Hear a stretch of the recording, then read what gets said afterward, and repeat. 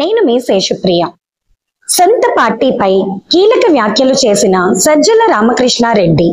గత వైసీపీ ప్రభుత్వంలో సజ్జల రామకృష్ణారెడ్డి ఆయన తనయుడి పాత్ర ఎంతో ఉందని చెప్పడంలో ఎటువంటి అనుమానం లేదు.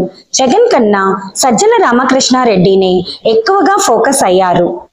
సంబంధిత మంత్రుల తరపున కూడా సజ్జలనే స్పందించారు.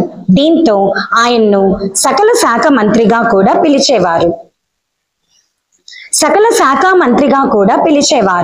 ఇక సజ్జల రామకృష్ణారెడ్డి తనయుడు సజ్జల భార్గవ్ సైతం గత ప్రభుత్వంలో కీలకంగా వ్యవహరించారు. Sajjala Bhargav YCP social media బాధ్యతలను నిర్వర్తించారు. గత ఎన్నికల్లో వైసీపీ ఘోర పరాభవం వెనుక వీరిద్దరి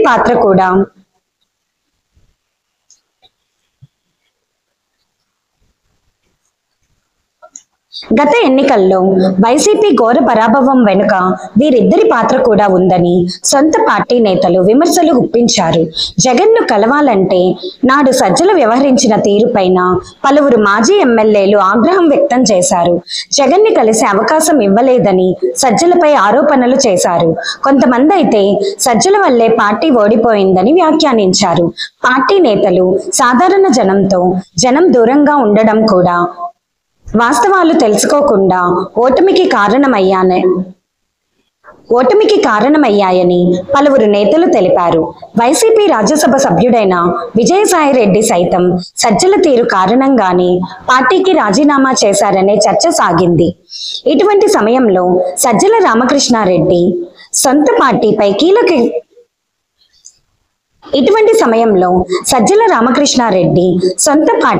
కీలక వ్యాఖ్యలు చేశారు. ఆయన మాట్లాడుతూ 5 కోట్ల మందిని నేరుగా టచ్ చేసింది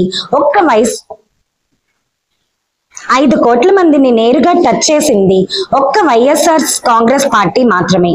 ప్రతి గడపకు వెళ్లి సామాజికంగా, రాజకీయంగా, ఆర్థికంగా అన్ని వర్గాలను ముందుకు నడిపించింది వైఎస్ జగన్ ప్రభుత్వం.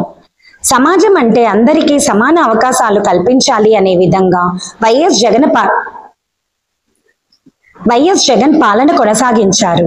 కలలు కనడం కాదు, దానిని ఆచరణలోకి తీసుకురావాలని ఒక్క జగన్ మాత్రమే అసమానతలు ఉన్న సమాజాన్ని 5 ఏళ్లలో దీనిని సమాన స్థాయికి తీసుకొచ్చారు.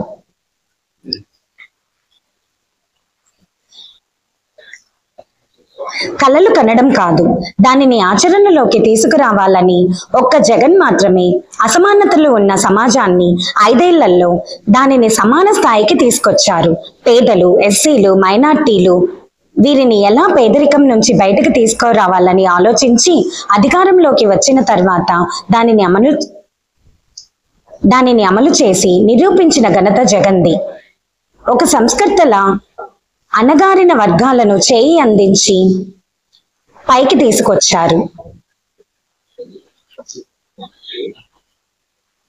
మొక్కువోని దీక్ష, నిబద్ధత వల్లే ఇది సాధ్యమవుతుంది.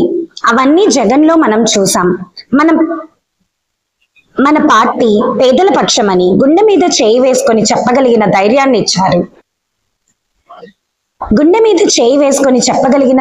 ఇచ్చారు.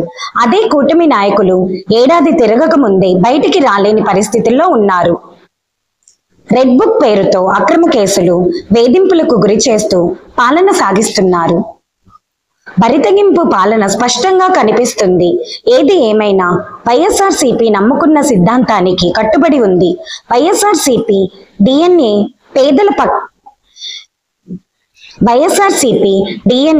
పేదల పక్షపాతిగా ఇలాగే ఉంటుంది.